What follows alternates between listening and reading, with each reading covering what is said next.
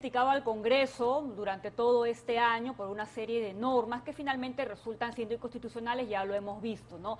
A través de acciones ante el TC. Pero una de las cosas buenas que ha hecho este Congreso es aprobar la ley antimonopolio, ¿no? Que es una norma que le va a facultar a Indecopi revisar estas fusiones que se hacen, ¿no? Estas compras que hacen grandes empresas, para ver si es que finalmente van a beneficiar o no van a terminar beneficiando a los consumidores, ¿no? Y es porque se ha dado una serie de mecanismos también a lo largo de todo el año que quizás si esta norma hubiese existido, Indecopi hubiese tenido las herramientas adecuadas para poder hacer una fiscalización a tiempo, ¿no? Ojo, es una norma que todavía no va a entrar en vigor, de hecho entraría en vigencia en febrero del próximo año, pero vamos a conversar justamente con una representante de Indecopi. Ania Pérez de Cuéllar es presidenta del Consejo Directivo de Indecopi, justamente para conocer cuáles son sus impresiones y qué utilidad tiene esta nueva herramienta para ellos, esta ley antimonopolio. Muy buenos días. Buenos días. Muy buenos días, Mabel y Pamela. Gracias por este espacio. Efectivamente, el día de ayer el Congreso votó por insistencia la ley más conocida como ley antimonopolio, que en realidad tiene como principal objetivo es verificar y supervisar y autorizar el caso de ciertas fusiones de acuerdo a ciertos niveles de activos y umbrales por ventas. Entonces, definitivamente esta ley no está en contra, digamos, de la libre empresa o del libre mercado. Simplemente lo que busca es, como en todos las otras economías desarrolladas del mundo. De hecho, el Perú era el único de los países de América Latina que no tenía esta ley antimonopolio. Otros países vecinos que nosotros muchas veces utilizamos como modelo a seguir ya lo tenían. Sí. Entonces nos estamos poniendo al día de alguna manera a nivel de las economías desarrolladas de libre mercado. Entonces lo que busca esta ley es básicamente preservar la libertad de competencia que existe o que debería existir en una economía de libre mercado. Una competencia sana y leal que beneficia a los consumidores. Eso, exactamente. Quizá para aterrizar la idea de que cómo nos favorece a nosotros los ciudadanos, los consumidores, esta ley antimonopolio. ¿Nos podría poner un ejemplo? Porque, a ver, en el pasado se ha hablado de empresas que tienen el monopolio de las farmacias o de la concentración de medios de comunicación. Explíquenos, por favor, cómo es que esto, a través de un ejemplo, cómo es que esto nos va a beneficiar.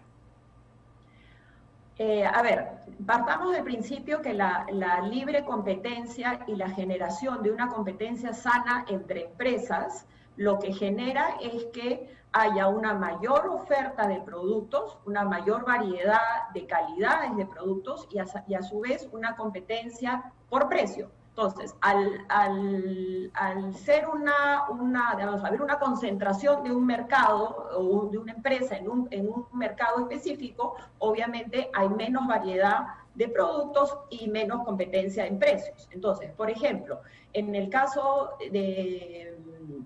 Por ejemplo, pongámosle una aerolínea. Si hay un solo monopolio, una sola aerolínea, finalmente solamente vamos a poder comprarle a esa aerolínea a los precios que la aerolínea decida en las rutas determinadas.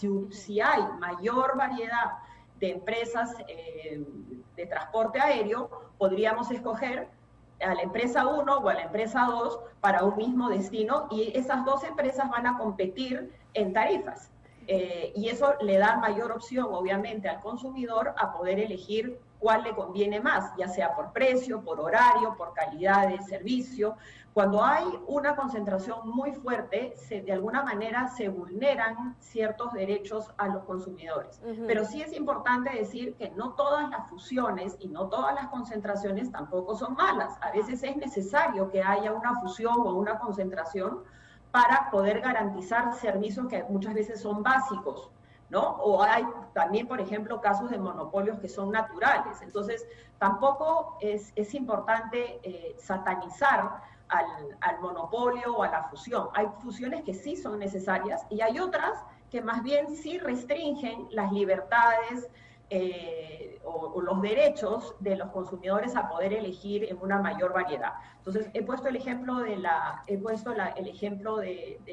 línea aérea. Podríamos tener, por ejemplo, un cine o supermercados. A mayor variedad de supermercados podemos elegir finalmente dónde el consumidor quiere comprar, por calidad, por servicio, por precio, y se va distinguiendo también los niveles y los segmentos socioeconómicos, ¿no? Ahora, ¿cuál sería el límite? Porque dos empresas podrían decir, bueno, tenemos todo el derecho de fusionarnos, una quiere venderse a la otra, y bueno, si no hay una tercera en la competencia, bueno, ya no es nuestra culpa. Mira, lo que va a entrar...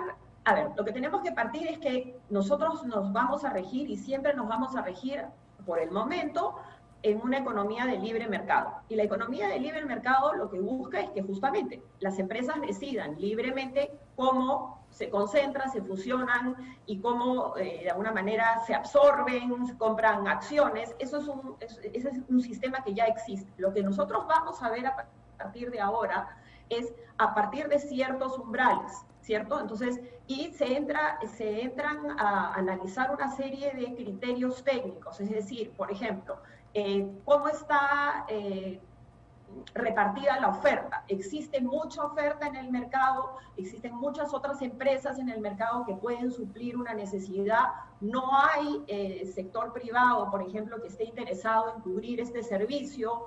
Y hay una serie de criterios que son muy técnicos y de valoración que de alguna manera van a permitir al Indecopi determinar si una fusión a partir de cierto umbral, que es lo que fija la norma, puede ser restrictiva o no para la libertad de empresa y obviamente para la...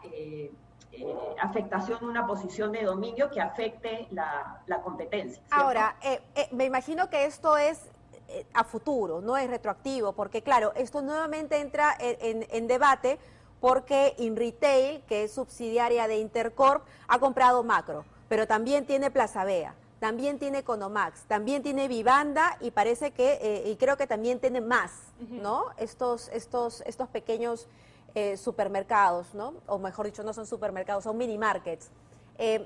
Y uno podría, ¿no?, decir que, oye, aquí se está generando un acaparamiento del mercado en cuanto supermercados, ¿no?, o tiendas de esta naturaleza.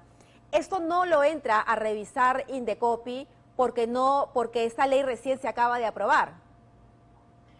Exactamente, la ley no es retroactiva. La ley lo que va a hacer es a partir de febrero, cuando estimamos que pueda estar listo el reglamento y entre, digamos, la ley entra en vigor desde que se aprueba, digamos, pero digamos la implementación se va a hacer a partir de la aprobación del reglamento que, según estimamos, se haría a más tardar a finales de febrero, y vamos a ver los casos a futuro. Sin embargo, cuando muchas veces hay concentraciones, a partir de estas concentraciones o de estos monopolios se pueden derivar prácticas anticompetitivas.